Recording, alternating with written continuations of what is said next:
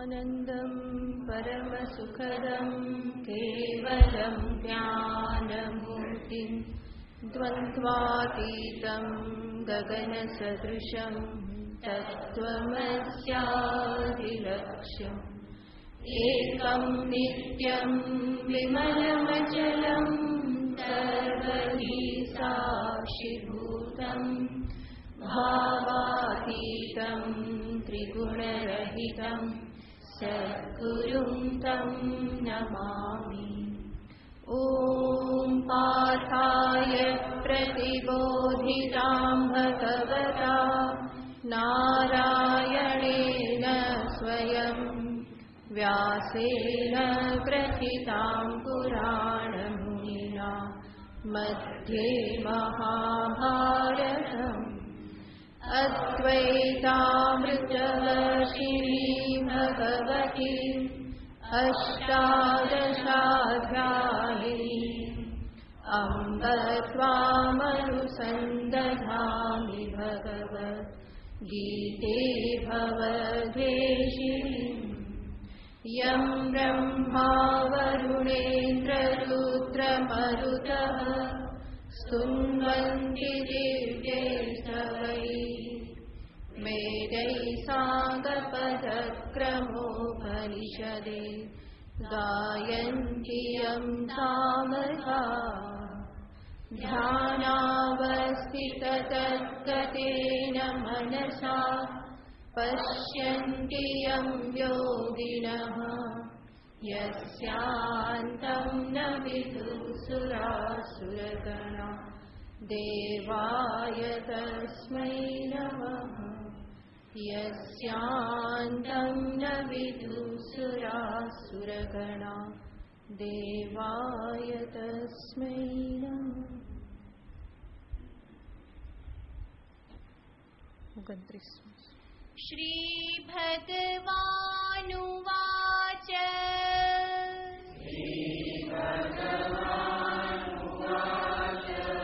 समोऽहं सर्वभूतेषु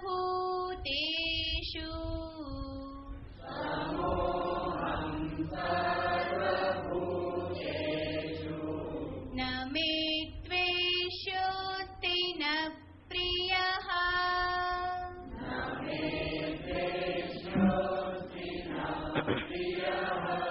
ये भजन्ति तु मां भक्त्या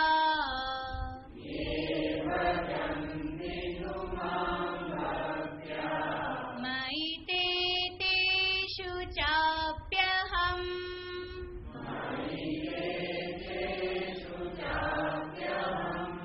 अपि चेत् सुदुराचारो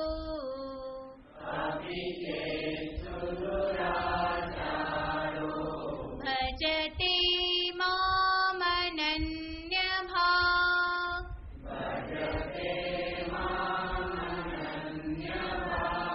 साधुरेव समन्तव्यः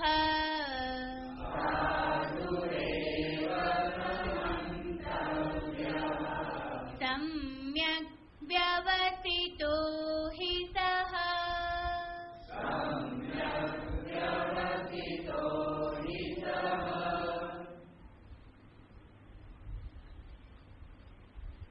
આ શ્લોકમાં ભગવાન શ્યામ સુંદર પોતાનો ઉદાર સ્વભાવ પ્રગટ કરે છે. કે છે હું જીવનો માત્ર વર્તમાન નિશ્ચય જ ધ્યાનમાં લઉં છું. એ મારા માટે શું લાવે છે, શું નથી લાવતો, એની જાતિ કઈ, એ પહેલા કોણ હતો, એણે શું શું કર્યું છે, કયા કયા અપરાધો કર્યા છે, એમાંનું કંઈ પણ હું ધ્યાનમાં નથી લેતો. પરંતુ એક જ વસ્તુને ધ્યાનમાં લઉં છું. અત્યારે વર્તમાનમાં એની બુદ્ધિમાં કેવા પ્રકારનો નિશ્ચય રહેલો છે. સમ્યક વ્યવસિતો હિ સહ, એણે એક સમ્યક યોગ્ય નિશ્ચય કરી લીધેલો છે. શું નિશ્ચય કર્યો છે? તો કે હવે હું ભગવાનના માર્ગે ચાલવા માંગુ છું, હું સન્માર્ગે ચાલવા માંગુ છું, ભગવાનની ભક્તિ હું કરવા માંગુ છું. આ પ્રમાણેનો એક નિશ્ચય કરી લીધો તો ભગવાન કહેશે સાધુરેવ મંતવ્ય, એને સાધુ પુરુષ જ કહેવો જોઈએ. તો ભગવાનની ઉદારતા, ભગવાનનું આ ખુલ્લું હૃદય જે છે એ આ શ્લોકમાં આપણે સ્પષ્ટ રૂપે જોઈ શકીએ છીએ. વાલ્મીકી રામાયણમાં નિરૂપણ આવે છે, મનુષ્યાણામ વ્યસનેષુ વૃષમ ભવતિ દુઃખિતઃ, કે છે કે ભગવાન મનુષ્યને ગેરમાર્ગે જતા જોઈ અને બહુ જ દુઃખી થાય છે, એમને હૃદયમાં બહુ કષ્ટ થાય છે. ઈશ્વર ઈચ્છે છે કે મારી નજીક આવે, સન્માર્ગે આવે તો મનુષ્યને સુખ પ્રાપ્ત થાય. સાથે સાથે પ્રભુ જોઈ રહેલા છે કે દરેક મનુષ્ય સુખને જ તો ઝંખે છે અને સાચું સુખ પામવાનો માર્ગ એક જ છે અને એ છે મારી પાસે આવવું, મારા રસ્તે ચાલવું, સન્માર્ગે ચાલવું, ધર્મ માર્ગે ચાલવું. અને ભગવાન જોઈ રહેલા છે કે સુખની પ્રાપ્તિના પ્રયત્નોમાં મનુષ્ય બીજા બધા વ્યસનો એટલે કે અન્ય પ્રવૃત્તિઓમાં દુરાગ્રહથી લાગેલો ખોટા માર્ગે એ જાય છે, અધર્મના પથે જાય છે, અશાંતિના પથે જાય છે. તો એ જોઈને મનુષ્યાણામ વ્યસનેષુ વૃષમ ભવતિ દુઃખિતઃ, પ્રભુના હૃદયમાં બહુ જ કષ્ટ થાય છે. ઈચ્છે છે કે મારી પાસે આવે અને છતાં પણ પ્રભુ કંઈ કરી શકતા નથી, કારણ કે એના કર્મો એ પ્રકારના છે, કર્મના કારણે એ પ્રમાણે જઈ રહેલો છે. એના ઉપર કરુણા જરૂર કરે છે, એને દુઃખને સહન કરવાની શક્તિ જરૂર આપે છે, એ સંભાવના જરૂર એના હૃદયમાં મૂકેલી છે કે કોઈક ને કોઈક સમયે એ સદનિશ્ચય કરી અને પ્રભુના પથે આવી શકે એમ છે. તો આ બધી જ ભગવાનની કરુણા છે, એમની ઉદારતા છે અને એને જ ભગવાન અહીંયા દર્શાવી રહેલા છે. ભગવાનનો આ ગુણ દરેક મનુષ્યએ પોતાના જીવનમાં પણ ઉતારવા જેવો છે. હંમેશા યાદ રાખવું જોઈએ, કોઈ પણ વ્યક્તિ કોઈ પણ ક્ષણે બદલાઈ શકે છે. જીવનભર માટે એના ઉપર કોઈ સિક્કો મારી દેવાની જરૂર નથી. એમાં પરિવર્તનની સંભાવના હંમેશા રહેલી જ છે. માટે એક સિક્કો મારી અને આપણે ના ચાલીએ, પરંતુ પ્રભુને પ્રાર્થના કરીએ કે એ પણ યોગ્ય દિશામાં આવે. આપણાથી સમજાવાય તો સમજાવીએ, સમજાવેલું એ ન માને તો પ્રભુને પ્રાર્થના કરીએ કે પ્રભુ આપ કૃપા કરો, એને પણ આપના માર્ગે લઈ આવો. તો આ જીવનમાં મનુષ્યએ આ પ્રકારનો વ્યવહાર, આ પ્રકારની પ્રાર્થનાઓ એને ધ્યાન આપવું જોઈએ. નહીં તો હંમેશા કોઈને કોઈ સિક્કા મારી અને એ પૂર્ણવિરામ મૂકી દેતો હોય છે. પણ દરેક મનુષ્યમાં ઈશ્વરની શક્તિ છે, ઈશ્વરનો અંશ છે. દરેક મનુષ્ય ઈશ્વરનું જ સંતાન છે અને માટે એમાં સદ્ગુણ, સદ્ભાવના આ બધું પણ હંમેશા રહેલું છે. એ ગમે ત્યારે પ્રગટ થઈ શકે છે, ગમે ત્યારે એનો આવિર્ભાવ થઈ શકે છે. માટે મન હંમેશા ખુલ્લું રાખીને ચાલવાનું હોય. ભૂતકાળ ગમે તે હોય, વર્તમાનમાં એ શું છે એને જોઈ અને વ્યવહાર કરીએ. સન્માર્ગે આવી જાય એ માટે પ્રાર્થના કરીએ. તો ભગવાન અહીંયા એ જ આપણને દર્શાવવા માગે છે કે ભૂતકાળને ભૂલી અને એના વર્તમાનને જુઓ અને એને સજ્જન પુરુષ, સાધુ પુરુષ તરીકે એનો સ્વીકાર કરો. જો એ પ્રમાણે તમે સ્વીકાર નહીં કરો તો સંભવ છે સન્માર્ગે ચડેલો વ્યક્તિ ફરી પાછો લોકોથી કંટાળી અને પોતાનો જે માર્ગ હતો, પેલો ખોટો માર્ગ, એ તરફ જ ફરી પાછો જતો રહે. તો આપણે એ કાર્યના ભાગી ના બનીએ, એ પાપના ભાગી ના બનીએ કે કોઈક રીતે સિક્કા મારી એની સાથે વ્યવહાર કર્યો, એનો ભૂતકાળ એને યાદ કરાવી અને મેણા ટોણા માર્યા, એનાથી સહન ના થયું ને ફરી પાછો જેવો હતો એવો થઈ ગયો, તો જરૂર એ પાપ પ્રાપ્ત થાય. તો એવા પાપના ભાગી ના બનીએ. એ જે પ્રમાણેનો છે એ પ્રમાણેનો એનો સ્વીકાર કરીએ. ભૂતકાળને એક તરફ રાખી અત્યારે જે છે એ પ્રમાણે જ એને સમજવા માટે, સ્વીકાર કરવા માટે પ્રયત્ન કરીએ. તો તો આ રીતે ભગવાનની જે ઉદારતા જે છે, ભગવાન આપણને પણ કહેશે કે તમારા જીવનમાં પણ આવી ઉદારતાને સ્થાન આપો, હૃદયને વિશાળ બનાવો, કારણ કે અંતે તો સાધના પથમાં એક દિવસ સર્વને પોતાનામાં સમાવી લેવાના છે. સર્વમાં હું જોવાનો છે, પાપીમાં પણ હુંને જોવાનો છે, પુણ્યાત્મામાં પણ હુંને જોવાનો છે, કારણ કે પરમાત્મા એક જ છે, આત્મા એક જ છે, ઈશ્વર પણ એક જ છે. હું ભક્ત હોઉં તો સર્વના હૃદયમાં મારા ઈષ્ટદેવ બિરાજમાન છે. જ્યાં પણ જોઉં ત્યાં મારા ઈષ્ટદેવનું દર્શન મારે કરવાનું છે. જો પાપીનો સ્વીકાર નહીં કરું તો ત્યાં ઈષ્ટદેવનું દર્શન નહીં થાય. તો ભક્ત તરીકે સર્વત્ર ઈશ્વર દર્શન, સાધક તરીકે સર્વત્ર આત્મદર્શન અને જ્ઞાની તરીકે તો સર્વત્ર એ જ બ્રહ્મભાવ બ્રહ્મ દર્શન છે જ. તો કોઈને કોઈ રીતે સર્વનો સ્વીકાર એકને એક દિવસ તો કરવાનો જ છે, અને મન ખુલ્લું હશે તો જ સંભવ બનશે, નહીં તો સંભવ નહીં બને. તો આ પણ સાધના પથની એક સોપાન છે કે જેના ઉપર મનુષ્યએ આરૂઢ થવાનું છે, એને જીવનમાં અપનાવવાનું છે. તો આ જે શ્લોક જે છે એ અનેક મનુષ્યને માટે બહુ મોટી હૈયા ધારણ છે. ભૂલો થઈ ગઈ હોય, કઈ મુશ્કેલની ક્ષણોમાં, કોઈક નબળી ક્ષણોમાં ભૂલ થઈ ગઈ હોય, પશ્ચાતાપ કોરી થતો હોય, ગ્લાનિ અનુભવાતી હોય, તો ભગવાનના આ જે વચનો જે છે એ મનુષ્યને માટે ઠંડા લેપ સમાન છે, બહુ સુખ આપનારા છે, નવું જીવન શરૂ કરવા માટે પ્રેરણા આપનારા છે.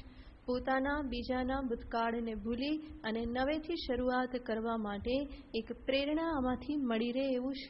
તો ભગવાનના આ વચનો ખૂબ સુંદર છે. હજુ આગળ પણ ભગવાન આ જ સંદર્ભની વાત કરે છે. ક્ષિપ્રમ ભવતિ ધર્માત્મા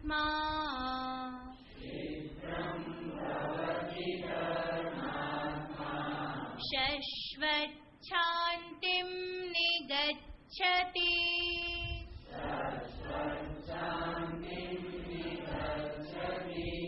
કૌન્તેય પ્રતિજાનીહિ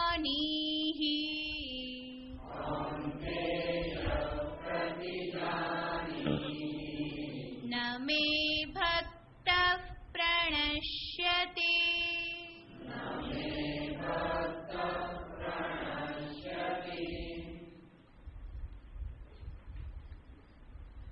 ભગવાન એ જ વ્યક્તિના સંદર્ભમાં આગળ વાત કરે છે જે અત્યંત દુરાચારી હતો. એ પ્રભુના પથે આવ્યો તો એને સાધુ પુરુષ માનવું. એના જ અનુસંધાનમાં ભગવાન આગળ વાત કરે છે. ક્ષિપ્રમ ભવતિ ધર્માત્મા. આ જે મનુષ્ય કે જે પ્રભુ ભક્તિના માર્ગે આવી ગયો, ધર્મના પથે આવી ગયો, એ ક્ષિપ્રમ ધર્માત્મા ભવતી. એ બહુ જલ્દી, ક્ષિપ્રમ એટલે કે જલ્દી, બહુ જલ્દી ધર્માત્મા બની જાય છે. જે દુરાચારી હતો, જે અધર્મી હતો, એ જ ધર્માત્મા બની જાય છે.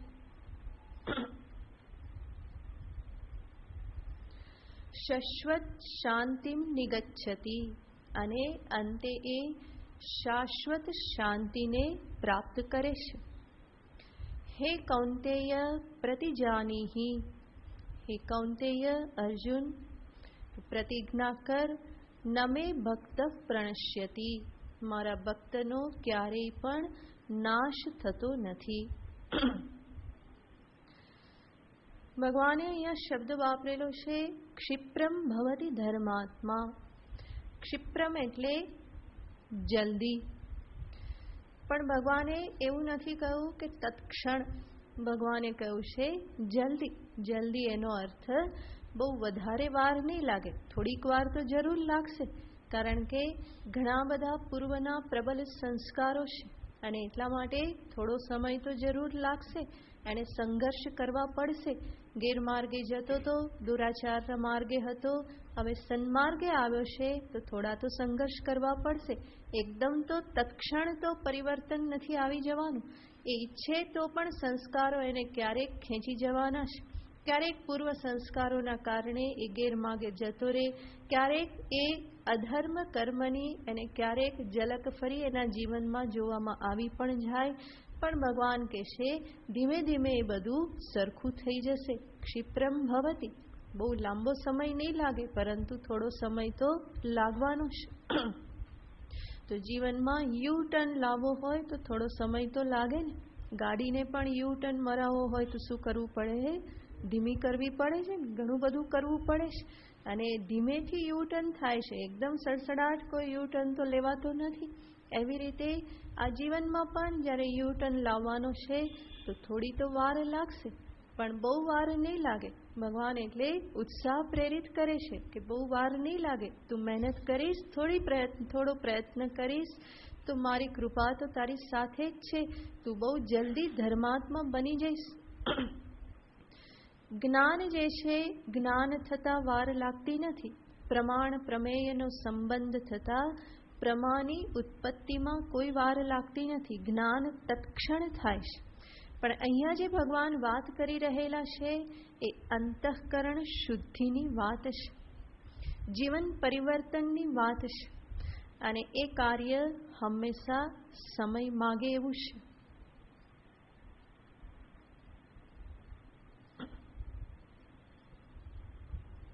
એક ક્ષણમાં થનારું, તત્ક્ષણ થનારું કામ નથી. It's changing process. આ આખી પરિવર્તનની આ એક પ્રક્રિયા શરૂ થઈ છે. અને એ પ્રક્રિયા જે છે એ થોડો સમય તો લેશે. જ્ઞાનની વાત આવે તો ભગવાન ત્યાં શબ્દ વાપરે છે તત્ક્ષણ, પરંતુ અહીંયા જ્યારે જીવન પરિવર્તનની વાત છે તો ભગવાન કહેશે ક્ષિપ્રમ, જલ્દી જ થઈ જશે. જલ્દી જ થઈ જશે એનો અર્થ થોડો સમય લાગશે, બહુ લાંબો સમય નહીં લાગે. તો ભગવાન કેટલા કરુણાથી પૂરિત થઈ અને આ બધી વાત કરી રહેલા છે. ભગવાન જાણે છે મનુષ્યની લાચારી શું છે, નબળાઈ શું છે, એના મનની પાસે એ કેટલી વખત પરાજિત થઈ જાય છે. સંસ્કારો સામે યુદ્ધ કરવું એ કોઈ આસાન વાત નથી.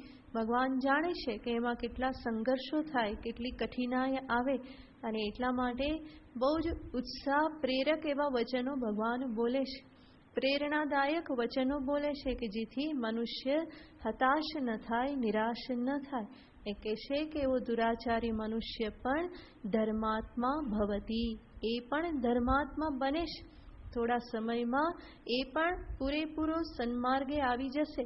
જરૂર થોડી વાર લાગશે, થોડા સંઘર્ષો થશે, થોડું કષ્ટ સહન કરવું પડશે. પોતાની ઇન્દ્રિયો, પોતાના મન, પોતાની બુદ્ધિની સાથે થોડું યુદ્ધ એણે કરવું પડશે. પણ મને સામે રાખીને, મને સારથી બનાવીને યુદ્ધ કરશે તો એનો વિજય નિશ્ચિત છે. એ જરૂર સફળતાને પ્રાપ્ત કરશે જ. તો મહેનત તો કરવી પડે. અંતઃકરણ શુદ્ધિ કે જીવનમાં આમૂલાગ્ર પરિવર્તન એ કોઈ અચાનક થઈ જવાની વસ્તુ નથી. ઘણી બધી એમાં મહેનત કરવી પડે. અને ભગવાન કહેશે કે તું જો સજાગ હોય, મહેનત કરવા માટે તૈયાર હોય તો હું તો તારી સાથે જ છું, તારો હાથ પકડવા માટે. જ્યાં અટકે ત્યાં હું તને ઉચકવા માટે તૈયાર છું. પણ તારે મારા હાથમાં તારો હાથ તો મૂકવો પડશે ને, એટલું કાર્ય તારે કરવું પડે. એની પણ તું મનાઈ કરી દે તો પછી ઉદ્ધારનો કોઈ માર્ગ નથી. પરંતુ આટલું કરવા માટે તું તૈયાર હોવો જોઈએ. તારો નિશ્ચય પાકો હોવો જોઈએ કે જે કંઈ પણ થાય, પરંતુ હું ભગવાનનું ભજન નહીં ભૂલું, ભગવાનને હું નહીં વિસારું. મુજે હે કામ ઈશ્વર છે, આ નિશ્ચય થઈ જવો જોઈએ કે હવે ઈશ્વરથી જ કામ છે. હવે જગતના ધંધામાં જવાનું નથી, હવે મોહ માયામાં ફરી પાછું મારે ફસાવું નથી, એમાંથી તો મારે બહાર જ નીકળવું છે. આ સમ્યક વ્યવસાય, સમ્યક નિશ્ચય હોય તો ભગવાન કહેશે ધર્માત્મા ભવતી. તું નિરાશ થયા વગર, હતાશ થયા વગર તારું કાર્ય તું ચાલુ રાખ, તારા નિશ્ચયને તું બનાવી રાખ. તો ઘણા બધા કામ એવા હોય છે કે જેમાં સતત લાગી રહેવામાં આવે તો સિદ્ધિ પ્રાપ્ત થાય. જેવી રીતે કહેવામાં આવે છે કે જમીનમાં પાણી તો છે, જલ છે, પરંતુ એ જલ ક્યારે પ્રાપ્ત થાય? એક જગ્યાએ નિરંતર ખોદવામાં આવે તો જ એમાં જલ પ્રાપ્ત થાય. અનેક જગ્યાએ થોડું થોડું ખોદવામાં આવે તો ના થાય, અને થોડુંક ખોદી અને થાકી જવાય, હારી જવાય તો પણ જલની પ્રાપ્તિ નહીં થાય. તો તોયમ ભૂમિ દદાતી, ભૂમિ જે છે એ તોય પાણી આપે છે, પરંતુ ખન્યમાના ભૂમિ તોયમ દદાતી, જેનું નિરંતર ખોદાણ કરવામાં આવે તો એ જરૂર ભૂમિ જલને આપે છે. કાષ્ઠાદગ્નિર જાયતે મથ્યમાનાથ, બે લાકડાને નિરંતર ઘસવામાં આવે, અરણી મંથન કરવામાં આવે તો અગ્નિ જાયતે, એમાંથી અગ્નિની પ્રાપ્તિ થઈ શકે. તો એવી રીતે દરેક કાર્ય જ્યારે યોગ્ય દિશામાં ખંતપૂર્વક, નિષ્ઠાપૂર્વક જ્યારે કરવામાં આવે તો માર્ગારબ્ધા સર્વે યત્ના ફલંતી, યોગ્ય માર્ગમાં આરંભ કરેલ સર્વ યત્ન જે છે એ સફળ થાય છે. ભગવાન અહીંયા એ જ કહે છે કે જો દુરાચારી વ્યક્તિ પણ યોગ્ય નિશ્ચય સાથે મારા ભજનમાં લાગી રહે તો એ દુરાચારી પણ એક દિવસ જરૂર ધર્માત્મા બને છે. જે અધર્માત્મા હતો, જે પાપી હતો, એ જ હવે ધર્માત્મા બની જાય છે. અને આવો મનુષ્ય અંતે શાશ્વત શાંતિમ નિગચ્છતિ, અંતે એ શાશ્વત શાંતિને પ્રાપ્ત કરે છે. તો અંતઃકરણમાં એક વખત શુદ્ધિ આવી, પવિત્રતા આવી, તો એમાં ઈશ્વરનું પારમાર્થિક સ્વરૂપ જરૂર પ્રગટ થવાનું છે. એ જ્ઞાન પણ એ બહુ જ આસાનીથી પ્રાપ્ત કરી શકશે. ઈશ્વરના પારમાર્થિક સ્વરૂપને પોતાના જ આત્મા રૂપે ઉપલબ્ધ કરશે, અને આ જ્ઞાનથી જ અંતે શાશ્વત શાંતિને એ પ્રાપ્ત કરે છે. તો શાશ્વત શાંતિમ નિગચ્છતિ, એવી શાંતિને એ પામશે. તો ભગવાન કહે છે દુરાચારી વ્યક્તિ પણ જો નિશ્ચય કરે તો આ જ જન્મમાં શાશ્વત શાંતિને પ્રાપ્ત કરી શકે છે.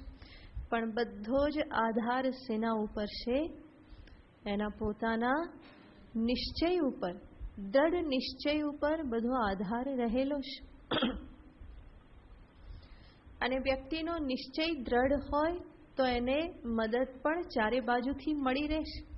એક વખત સન્માર્ગે ચાલવાનો નિશ્ચય કરે તો એને સાધુ પુરુષોનો સંગ પણ પ્રાપ્ત થશે, સજ્જનોનો સંગ પ્રાપ્ત થશે, સત્સંગતિ પ્રાપ્ત થશે.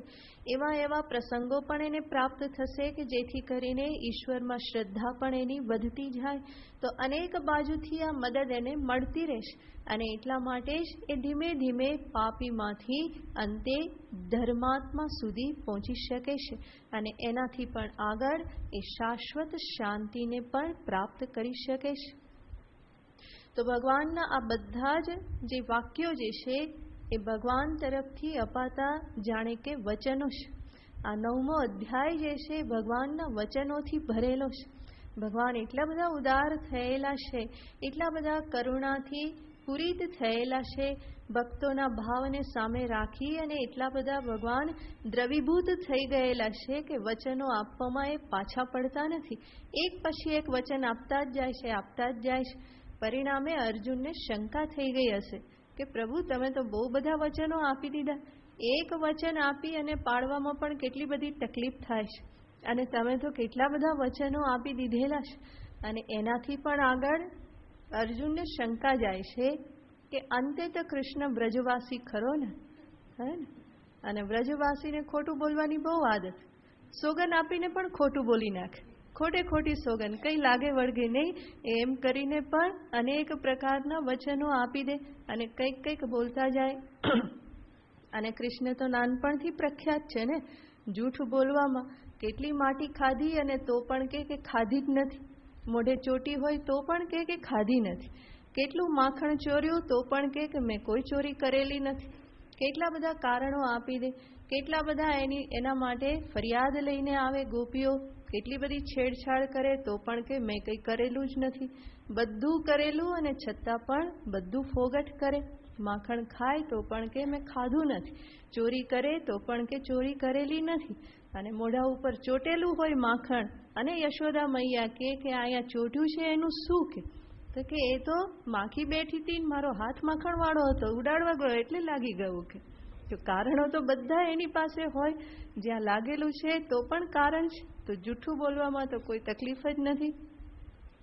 માટે અર્જુનને ખબર છે કે આ વચન ઉપર વચન આપતો તો જાય છે, પરંતુ કેટલા પાડશે કોને ખબર? કારણ કે એના તો કંઈ ઠેકાણા નથી વચન પાડવામાં. બોલતો જાય, જૂઠું બોલતો જાય, કેટલી સોગંદ ખાતા જાય. આ તો બ્રજવાસીઓની ઓળખાણ છે. જૂઠું બોલવું, ખોટી સોગંદ ખાવી, આ બધી એની ઓળખાણ છે.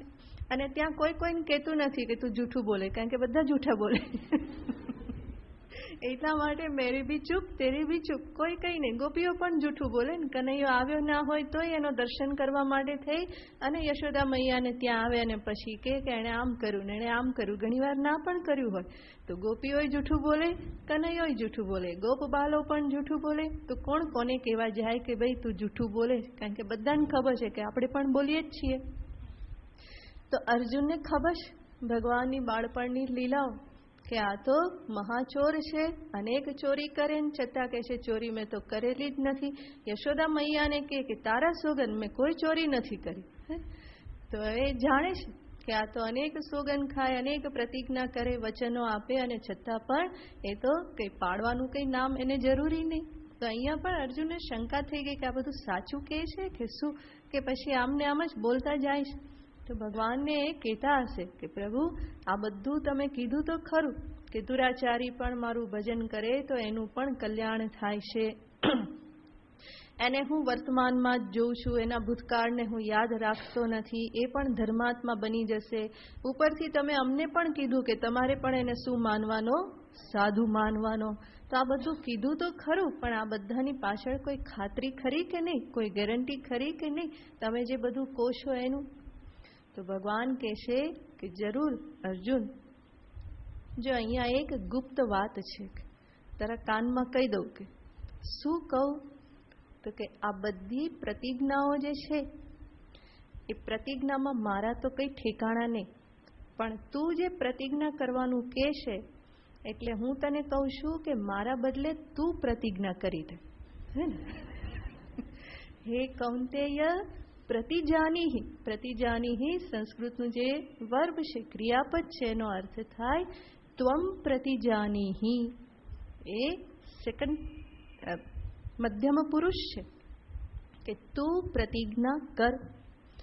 ભગવાન કહેશે કે અર્જુન, કૌંતેય, તારી વાત બહુ સાચી જ છે, મારા પ્રતિજ્ઞાના કોઈ ઠેકાણા નહીં, મારા વચનના કોઈ ઠેકાણા નહીં, પણ એક કામ કર, તું પ્રતિજ્ઞા કરી લે. અર્જુન કે અચ્છા પ્રભુ, એવું તો કેમ ચાલે? કે હા, એટલા માટે કે તું પ્રતિજ્ઞા કરીશ તો લોકોને વિશ્વાસ આવશે કે અર્જુનની પ્રતિજ્ઞા તો અટલ છે. અને બધાને ખબર છે કે કનૈયાની પ્રતિજ્ઞાના કંઈ ઠેકાણા નહીં. કેટલી વાર કે ફરી પાછો તોડી નાખે, પણ બધાને ખબર છે કે અર્જુન તો પ્રતિજ્ઞામાં પાક્કો છે.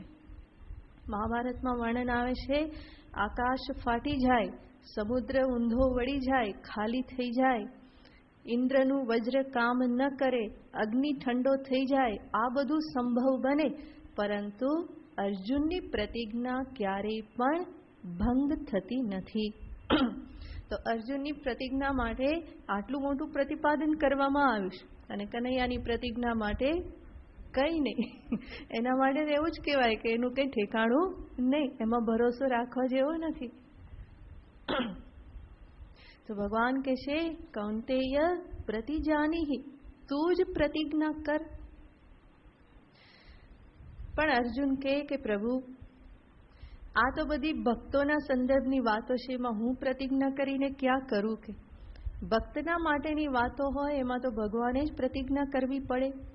કૃષ્ણ કે અર્જુન, વાત બધી સાચી, પરંતુ મેં કહ્યું એમ મારી પ્રતિજ્ઞામાં કોઈને વિશ્વાસ નહીં બેસે અને મારા કંઈ ઠેકાણા નથી. કે હજુ અત્યારે તો હું તને આ ઉપદેશ આપી રહેલો છું અને તને એટલા માટે પ્રતિજ્ઞા કરવાનું કહી રહેલો છું કે હમણાં 2-4 દિવસમાં જ મારે મારી પ્રતિજ્ઞા છોડવાની છે.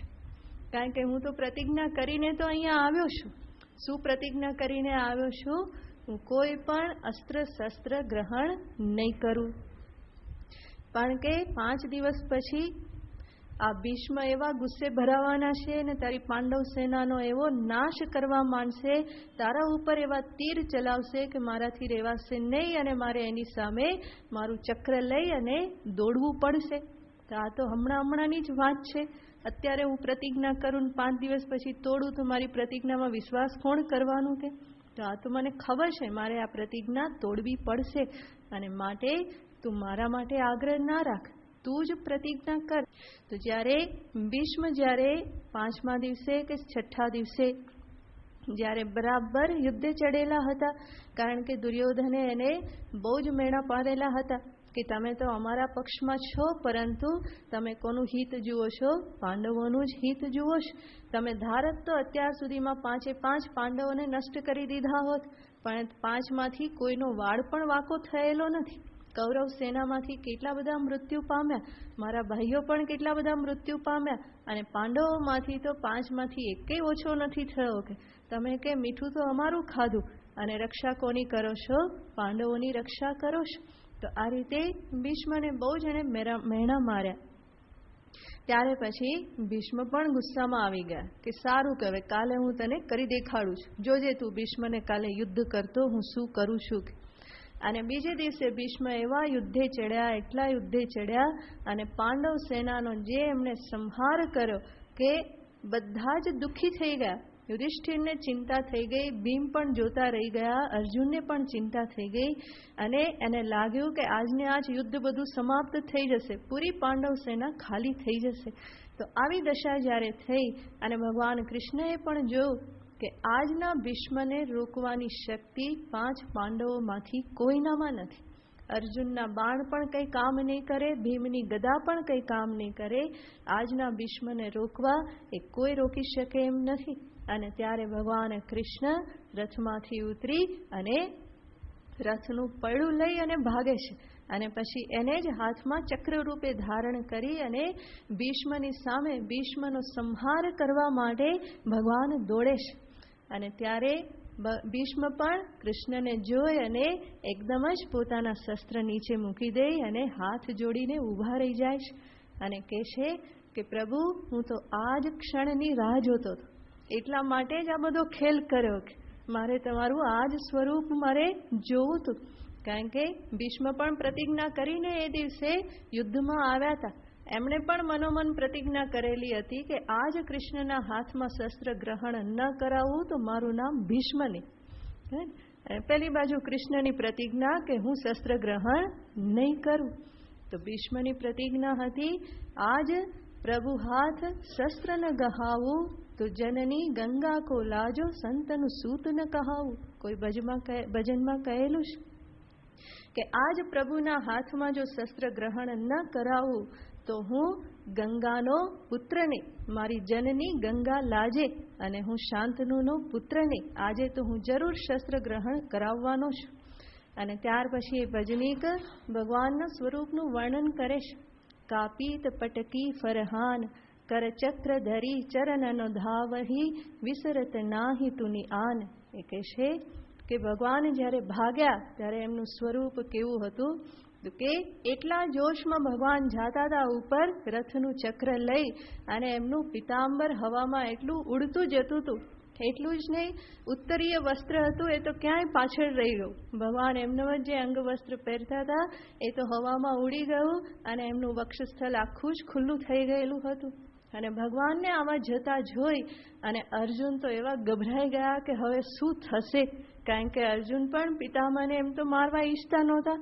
એને થયું કે હવે તો ગયું. તો ભગવાનની પાછળ એ દોડે છે, પ્રભુ તમારી પ્રતિજ્ઞા. અને કૃષ્ણ કંઈ સાંભળતા નથી. અર્જુન તો ભગવાનના ચરણમાં એકદમ જ લિપટાઈ જાય છે, ભગવાનના ચરણની વચ્ચે એ જાણે કે સૂઈ જાય છે બે હાથ પકડીને, પણ તોય ભગવાન એના હાથમાં રહેતા નથી. એમાંથી પણ પોતાને છોડાવી અને ભાગે છે. અને એવા ભાગ્યા, અને જ્યારે ભીષ્મએ આ સ્વરૂપ ભગવાનનું જોયું તો એ એટલા પ્રસન્ન થઈ ગયા અને ભગવાનની સામે હાથ જોડીને ઊભા રહી જાય છે કે છે માધવ, હું તો આ જ ક્ષણની રાહ જોતો હતો. ભીષ્મ એને વધારે પડતા માધવ શબ્દથી કહેતા હતા. એમને કૃષ્ણ હંમેશા માધવ શબ્દથી એમને એ સંબોધન કરતા હતા. કૃષ્ણને કહે છે, માધવ, હું તો આ જ ક્ષણની રાહ જોતો હતો. હું તો ધન્ય થઈ ગયો કે આપના હાથે મારું મૃત્યુ થાય. એનાથી વધારે બીજી કઈ વસ્તુ જોઈએ? અને મારા મૃત્યુકાલે આપ મારી સામે હાજર હો તો મારું જીવન તો સફળ થઈ ગયું. આનાથી વધારે જીવનની બીજી સફળતા કઈ જોઈએ? તો એ રીતે ભગવાનને શસ્ત્ર ગ્રહણ કરાવ્યું અને પછી પોતે પોતાના શસ્ત્રને પણ છોડી દીધા. તો ભગવાન કહે છે કે અર્જુન, તું પ્રતિજ્ઞા કર, કારણ કે મારા તો કંઈ ઠેકાણા નથી. મારો કોઈ ભગત પાછળ પડી જાય તો મારે તો મારી પ્રતિજ્ઞા છોડવી પડે. પણ કે તું પ્રતિજ્ઞા કર. તું પ્રતિજ્ઞા કરીશ તો ભક્તની પ્રતિજ્ઞાની રક્ષા કરવી એ ફરી મારો ધર્મ છે. એમાં હું પાછો નહીં પડું. મારી પ્રતિજ્ઞાઓ તો હું છોડતો જઈશ, પરંતુ મારા ભક્તની પ્રતિજ્ઞાની હું હંમેશા રક્ષા કરીશ. તો ભગવાને ભક્તની ભીષ્મની પ્રતિજ્ઞા રાખવાને માટે પોતાની પ્રતિજ્ઞાનો એમણે ત્યાગ કરેલો છે. અને ભગવાન કહે છે કે અર્જુન, તું તો પાછી આગળ પણ પ્રતિજ્ઞા કરવાનો જ છે. અને તું જે પ્રતિજ્ઞા કરે એની રક્ષા કરવી એ મારો ધર્મ છે. કારણ કે તારી પ્રતિજ્ઞા એ મારી જ પ્રતિજ્ઞા થઈ જાય છે. તો જ્યારે અર્જુન પ્રતિજ્ઞા કરે કે સાંજ સુધીમાં જયદ્રથનો સંહાર નહીં કરું તો હું ચિતામાં પ્રવેશ કરી જઈશ. ભગવાનને થાય કે આવીને આવી પ્રતિજ્ઞા કર્યા કરે ને મારે તકલીફ થાય. તો આવેશમાં આવી અને પ્રતિજ્ઞા કરી નાખે, પણ એની રક્ષા કરવી ભગવાન કહેશે એ મારો ધર્મ છે. ભલે આવેશમાં આવીને કરી નાખે કે ગમે તેમ કરી નાખે, અર્જુન મારો પ્રિય છે, ભક્ત છે, સખા છે. એની રક્ષા કરવી, એની પ્રતિજ્ઞાની રક્ષા કરવી એ મારું કર્તવ્ય છે, મારો ધર્મ છે. તો ભગવાન અહીંયા અર્જુનને કહેશે કે હે કૌંતેય પ્રતિજાનીહિ, તું જ પ્રતિજ્ઞા કર. આ સંદર્ભમાં અર્જુન માની ગયા કે સારું પ્રભુ, શું પ્રતિજ્ઞા કરું? ભગવાને એના કાનમાં કહ્યું કે આ પ્રતિજ્ઞા કર, ન મે ભક્ત પ્રણશ્યતિ, મારા ભક્તનો ક્યારેય પણ નાશ થતો નથી. અને અર્જુને ગાંડીવ ટંકાર કરીને પ્રતિજ્ઞા કરી હશે. શું? ન મે ભક્ત પ્રણશ્યતિ, ભગવાનના ભક્તનો ક્યારેય પણ નાશ થતો નથી.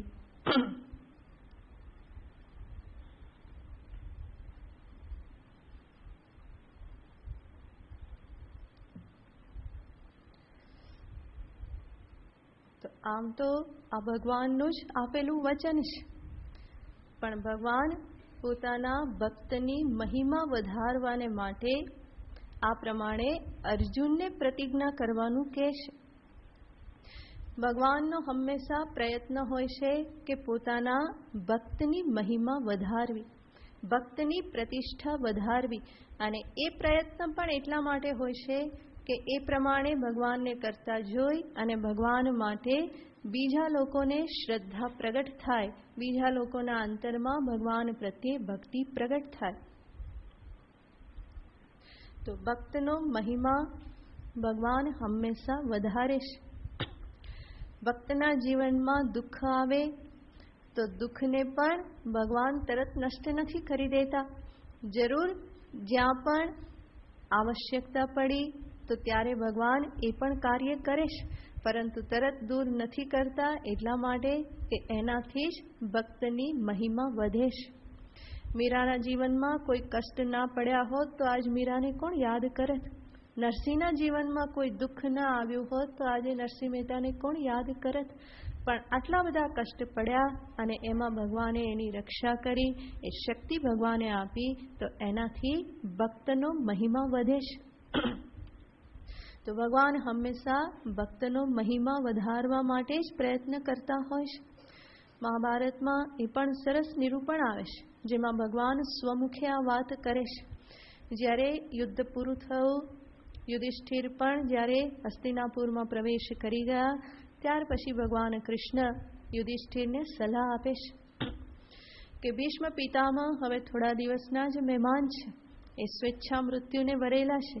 થોડા સમયમાં એ પોતાના શરીરને શાંત કરી દેશે, છોડીને જતા રહેશે.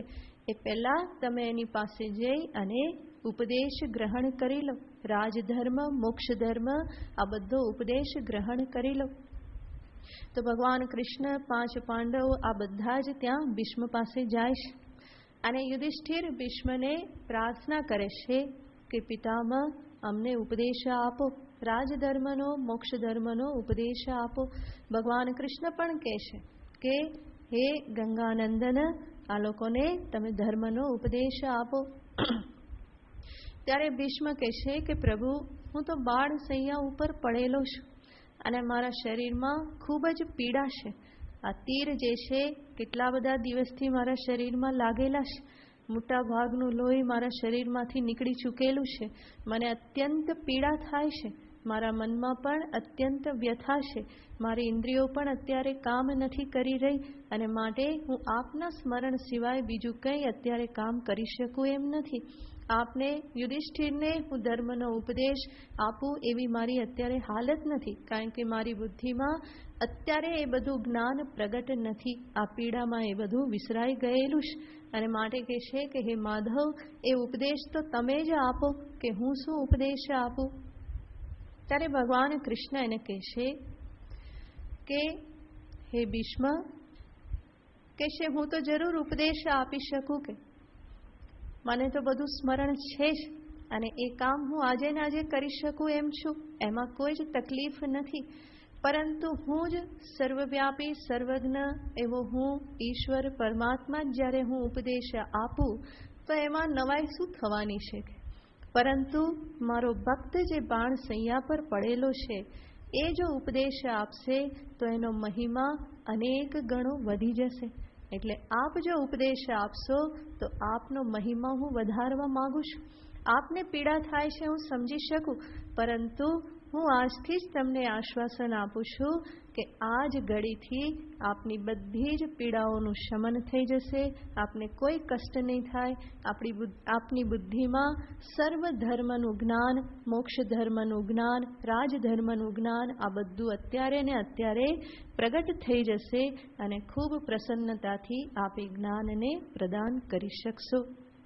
તો ભગવાન કેટલા બધા કૃપાળુ છે, ભક્ત વત્સલ છે. ભક્તનો મહિમા વધારવાને માટે એ ભીષ્મને જ કહે છે કે તમે જ યુધિષ્ઠિરને ઉપદેશ આપો. હું ઉપદેશ આપું તો એમાં કઈ મોટી વાત, પરંતુ તમે ઉપદેશ આપશો તો એનો મહિમા કંઈક અલગ જ હશે. તો ભગવાન હંમેશા ભક્તિનો મહિમા વધારવા માગે છે અને માટે પોતાની પ્રતિજ્ઞા હંમેશા છોડતા રહેશે. ભક્તની પ્રતિજ્ઞાનું હંમેશા એ રક્ષણ કરવા માટે તત્પર રહેશે કે જેથી કરીને બીજા મનુષ્યોને પણ ભક્ત બનવાની પ્રેરણા મળે, બીજાને પણ ભગવાનથી અભિમુખ થવા માટેની પ્રેરણા મળી રહે. એટલા માટે ભગવાનનો આ બધો પ્રયત્ન છે. તો ભગવાન અહીંયા કહે છે નમે ભક્ત પ્રણશ્યતિ, મારો જે ભક્ત જે છે એનો નાશ ક્યારેય પણ થતો નથી.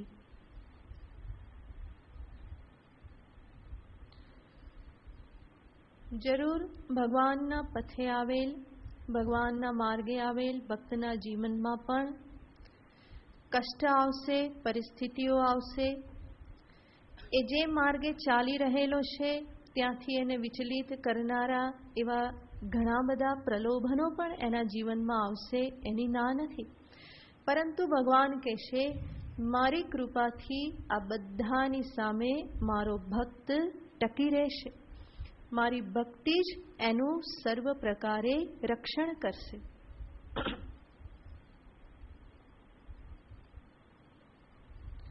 એના જીવનમાં આવતી દરેક વિકટ પરિસ્થિતિઓ, દરેક દુઃખ મારા ભક્તને વધારે ને વધારે દ્રઢ, સમર્થ, શક્તિશાળી બનાવશે.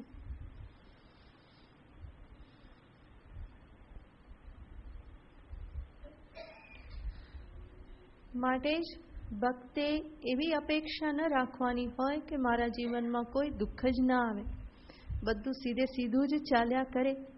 કર્મના પરિણામે એ બધું તો પ્રાપ્ત થવાનું છે, પરંતુ અપેક્ષા કે પ્રાર્થના કે ભગવાન પાસે માગણી એ કરવાની હોય કે આ બધું જ થવા છતાં પણ અંતરમાં તારું નામ, તારું સ્મરણ એ હંમેશા બની રહે.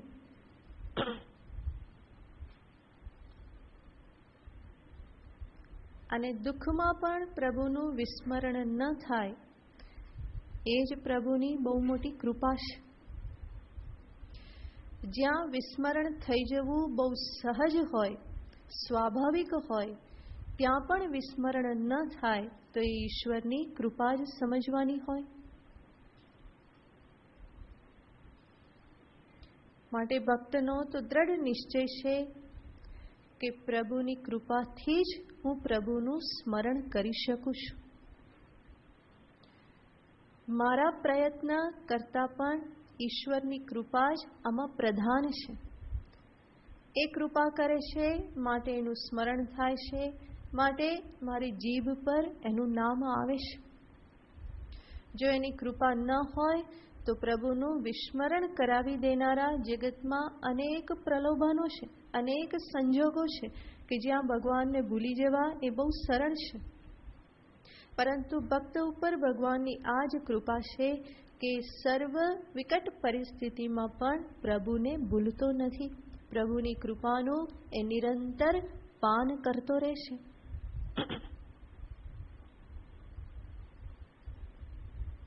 જે સામાન્ય મનુષ્ય હોય એ થોડા દુઃખમાં પણ ભગવાનને છોડવા તૈયાર થઈ જાય છે. એ તરત જ કહે કે તું મારું આટલું પણ નથી સાંભળતો ને આટલું પણ ના કર્યું તો હવે તને નહીં ભજું. તો ભગવાન ત્યારે હસતા હશે. ભગવાન પણ વિચારતા હશે કે તું ભજે તો એમાં મને શું ફાયદો થવાનો, ઉલટાનો તું ભજે તો મારી જવાબદારી વધે છે, કારણ કે તારું ધ્યાન મારે રાખવું પડે. તો ભગવાન કહે કે તું જતો હોય તો જવા દો, બીજું શું. તો નાની નાની વાતમાં આપણી નાની અપેક્ષા પૂરી ન થાય અને તરત જ એને છોડવા માટે તૈયાર.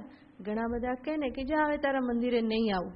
હવે તું એક નહીં જાય તો ભગવાનને શું ફેર પડવાનો છે, અને તું જાય તો પણ એને શું ફેર પડી જાય છે. પરંતુ ગુસ્સામાં આવું કહી દેતા હોય છે કે હવે તારા મંદિરે નહીં આવું, જા હવે તારો પાઠ નહીં કરું.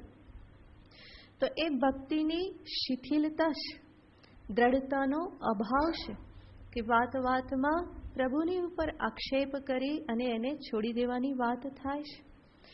બલકી સાચો ભક્ત તો એ જ છે કે આ બધી પરિસ્થિતિઓ પ્રાપ્ત થાય એની સાથે એની ભક્તિ વધારે ને વધારે દ્રઢ થતી જાય છે. જેમ જેમ જગતના પ્રલોભનો એને પ્રભુથી છોડાવવા માટે પ્રયત્ન કરે એમ એમ પ્રભુના ચરણને એ વધારે ને વધારે દ્રઢતાથી પકડતો જાય છે. જેમ બાળક પાસેથી કોઈ વસ્તુ તમે છોડાવવા પ્રયત્ન કરો તો એ શું કરે, વધારે એને જોરથી પકડી લે, ક્યાંક છુપાવવા પ્રયત્ન કરે, બે હાથે પકડી લે, કેમે કરીને છોડે નહીં. તો ભગવાનનો ભક્ત પણ પ્રભુનો બાળક જ છે.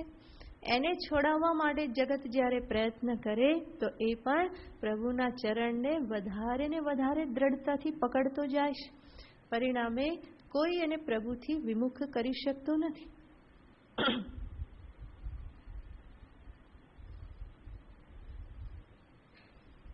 માટે જ ભક્ત કે નહીં રે વિસારું અંતરમાંથી, નહીં રે વિસારું હરિ.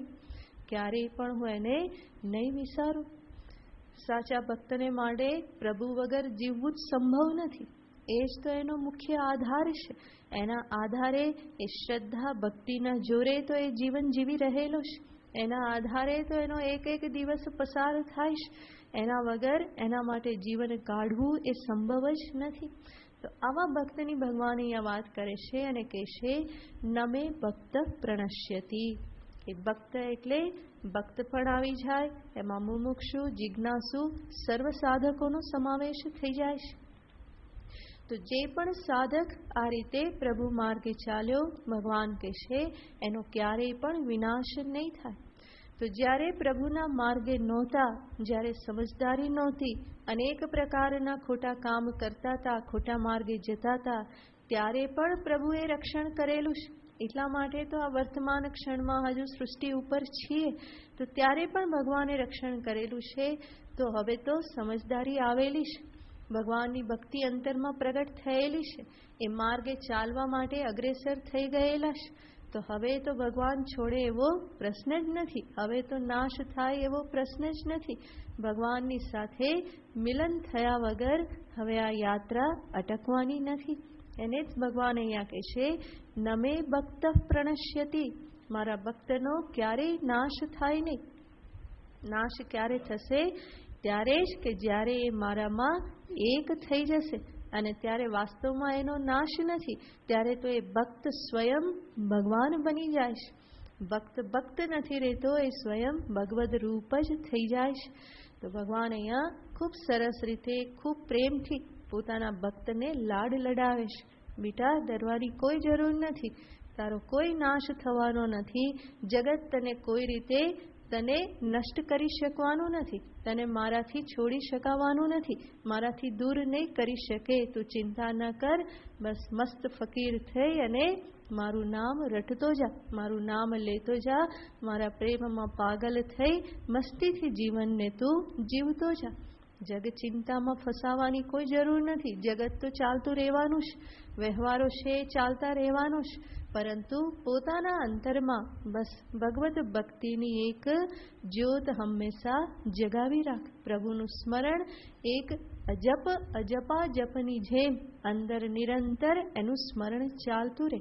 હું જે કંઈ પણ કરું પ્રભુના સાનિધ્યમાં કરું. સવારે ઉઠું તો પ્રભુના સાનિધ્યમાં, કંઈ પણ કાર્ય કરું એના સાનિધ્યમાં, પૂજા જપ એના સાનિધ્યમાં, ઘરનું કામ કરું તો એના માટે એના સાનિધ્યમાં, ધન ઉપાર્જન કરું તો એના સાનિધ્યમાં, સતત ઈશ્વરની હાજરીનો હું અનુભવ કરતો રહું. અને એ તો છે જ, માથે સાથે આસપાસ ચોપાસ સર્વત્ર પ્રભુ તો બિરાજમાન છે જ. બસ જરાક અંતરમાં યાદ કરો, હાજર શું? એ તો બેઠેલો જ છે, હું ભૂલી ગયો છું. અને પરિણામે એવું લાગે છે કે દૂર થઈ ગયો, પરંતુ જેવા સ્મરણ કર્યા તો એ તો હાજર જ છે. જેવું બોલાવો તો ભગવાન કહેશે, જી હજુર, હું હાજર છું, અહીંયા જ છું, ક્યાંય ગયો નથી. તું ભૂલી ગયો, તને ભ્રાંતિ થઈ ગઈ કે હું તારી જોડે નથી, પણ તું બોલાવે તો હું તો તરત જ હાજર જ છું. તું જે અર્પણ કરે તદ અશ્નામી, એ બધું ગ્રહણ કરવા તૈયાર છું. તું અર્પણ કરવાનું ભૂલી જાય છે, પરંતુ હું તો લેવા માટે હંમેશા તૈયાર જ છું. તો ભગવાન એટલા સરળ છે, એટલા ઉદાર છે, એટલા કોમળ છે. શાસ્ત્રમાં સરસ નિરૂપણ આવે છે કે ભગવાન કેટલા બધા સરળ છે, કેટલા કોમળ છે. અને કંઈ પણ આપવામાં આવે તો એટલું બધું પ્રેમથી ગ્રહણ કરે છે. રામાયણમાં કે મહાભારતમાં ક્યાંક નિરૂપણ આવે છે કે શિરસા ગૃહ્ણાતિ, કે છે ભગવાનને કોઈ ફૂલ આપે, ભગવાન રામજીને કોઈ ફૂલ આપે તો ભગવાન રામજી શું કરતા? તો કે ફૂલ આપે તો બહુ જ પ્રેમથી બે હાથમાં પોતે ગ્રહણ કરતા. કોઈ ભક્ત ફૂલ લાવ્યો તો હાથમાં ગ્રહણ કરે અને બહુ જ પ્રેમથી આંખે લગાવી, હૃદય લગાવી અને એને રાખે કે વાહ, મારો ભક્ત ફૂલ લઈ આવ્યો છે. અને કોઈ માળા લઈને આવે તો ત્યાં કહે છે શિરસા ગૃહ્ણાતિ, ભગવાન શું કરે છે? તો કે માથું ઝુકાવી અને માળાને ગ્રહણ કરે છે. કોઈ પહેરાવવા જાય તો સામેથી માથું ઝુકાવે છે, લો પહેરાવો, કે ગુરુમાં એમાંથી જ શીખ્યા છે. તો માથું ઝુકાવી અને એ ગ્રહણ કરે છે. તો શિરસા ગૃહ્ણાતિ, પોતાનું શિર ઝુકાવી અને એ પુષ્પમાલાનું ગ્રહણ કરે છે. બહુ પ્રેમથી એનો એ સ્વીકાર કરે છે. તો ફૂલ એમના, માળા એમની, સૂત્ર એમનું, ફૂલ પોરવવાની કે માળા બનાવવાની શક્તિ પણ, બુદ્ધિ પણ એણે આપી, બધું જ એમનું જ. અને છતાં પણ લાવ્યો તો એને શું થાય? આહા, મારો ભક્ત લાવ્યો, હે ને? તો ભક્ત લાવ્યો, પ્રેમથી લાવ્યો, અને એટલા માટે એ બહુ જ સરસ રીતે ગ્રહણ કરે છે. માટે જ કહેવાય કે ભગવાન ભાવનો ભૂખ્યો છે. વસ્તુતઃ એ ભૂખ્યો નથી, પરંતુ એ ભાવ એ જાણે છે કે મારા પ્રત્યેનો આવો ભાવ જે છે એ જ જીવોના કલ્યાણ માટેનું સાધન છે. અને માટે જીવના હૃદયમાં એવા ભાવનો સતત આવિર્ભાવ થતો રહે, એટલા માટે ભગવાન આ બધી ક્રિયાઓ બહુ સરળતાથી, પ્રેમથી કરે છે. અને ફરી ફરીને દર્શાવે છે, યો મે ભક્ત્યા પ્રયચ્છતિ, તદહમ ભક્ત્યપહૃતમ અશ્નામી યે ભજંતી તુમામ ભક્ત્યા. તો ફરી ફરીને ભક્તિની વાત કરે છે. એ શું બતાવે છે? આ ભગવત ભક્તિ એમાં જ જીવનું કલ્યાણ છે અને એ અંતરમાં પ્રગટ થતી રહે એના માટેનો આ બધો પ્રયત્ન છે. ભગવાન સ્વયં એ પ્રયત્ન કરે છે અને એ અર્થે જ આ બધા વચનો પણ ભગવાન અહીંયા બોલી રહેલા છે. ભક્તને આટલા બધા લાડ લડાવે છે. નમે ભક્ત પ્રણશ્યતિ. જે મારા ચરણે આવ્યો એનો વિનાશ ક્યારેય પણ થતો નથી. તો ભક્ત જે છે એ પ્રભુ ચરણમાં એના શરણમાં નિશ્ચિંત થઈ જાય છે. જેવી રીતે નાનું બાળક માની ગોદમાં નિશ્ચિંતતાથી સૂઈ જાય છે. એને લાગે છે કે મારી માં તો સર્વ સમર્થ છે. માએ તેડેલું હોય અને સામેથી વાઘ આવે તો પણ બાળકને પછી બીક નથી લાગતી. માને બીક લાગતી હોય અંદરથી, પરંતુ બાળકને તો એવું જ લાગે કે બસ હવે હું તો માના ખોળામાં છું, મને કંઈ ના થાય. તો એ માની ગોદમાં એટલું બધું નિશ્ચિંત હોય છે. માં સ્વયં ભયભીત હોય તો પણ બાળકને કંઈ શંકા નથી જતી કે માં ભયભીત છે માટે મારું રક્ષણ નહીં થાય. પરંતુ એકદમ જ નિર્ભયપણે નિશ્ચિંતપણે માની ગોદમાં એ એકદમ નિશ્ચિંત થઈ જાય છે. માં નિશ્ચિંત ન હોય તો પણ એ તો નિશ્ચિંત થઈ જ જાય છે. તો જ્યારે એક માની ગોદમાં બાળક સંપૂર્ણ નિશ્ચિંત થઈ શકતું હોય તો સર્વ સમર્થ, સર્વ શક્તિશાળી, સર્વજ્ઞ પરમપ્રભુ પિતાની ગોદમાં જીવ નિશ્ચિંત ના થઈ શકે? ભગવાન અહીંયા એ જ કહે છે કે બેટા નિશ્ચિંત થઈ જા, મારા શરણે આવી અને પછી કોઈ ભય રાખવાનો જરૂર નથી. સંસાર ભયને ક્યાંય દૂર છોડી દે. એ બધા ભયથી મુક્ત થઈ અને મારા પ્રેમમાં મસ્ત બની અને તારું જીવન તું જીવતો જા. નમે ભક્ત પ્રણશ્યતિ. આગળનું ઓમ પૂર્ણમદ પૂર્ણમિદં પૂર્ણાત પૂર્ણમુદચ્યતે પૂર્ણસ્ય પૂર્ણમાદાય પૂર્ણમેવાવશિષ્યતે. ઓમ શાંતિ શાંતિ શાંતિ. હરિ ઓમ શ્રી ગુરુભ્યો નમઃ. હરિ ઓમ.